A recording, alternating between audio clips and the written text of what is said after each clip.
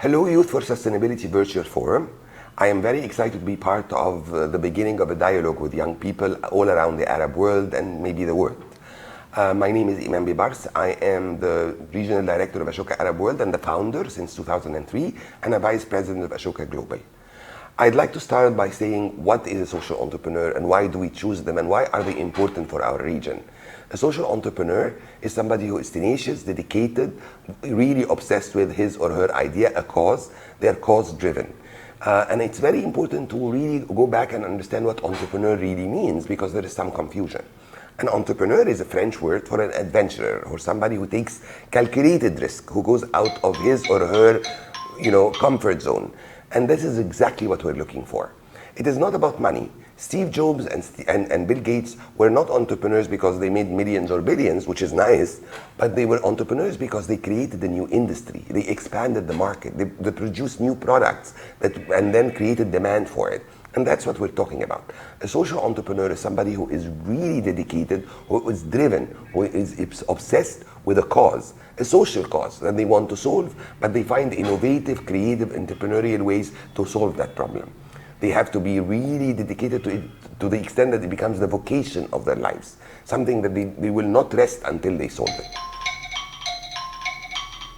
And as Bill Drayton says,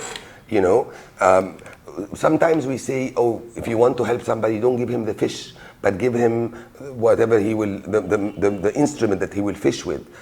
On the contrary, for Ashoka, for Bill Drayton, we want to revolutionize the fishing industry. And that's what we want from the fellows or the social entrepreneurs. I believe in the Arab youth. I believe in our region. We have elected 118 fellows, social entrepreneurs, leading social entrepreneurs in the region the last 17 years. And we have done this in 11 countries. And I believe there are more and more of you guys around who wants to find local solutions to local problems, who wants to address the structural problems, who wants to really solve it in a very entrepreneurial, sustainable, innovative, creative way. We are looking for local solutions to local problems. But because this is not also, it is important, but it's not enough, we also are looking for young change makers. We believe that we need a world where everyone is a change maker. Everyone is thinking out of the box, is a problem solver. Not about complaining, but about seeing, there is no failure, but a challenge to be overcome. This is what we're looking for.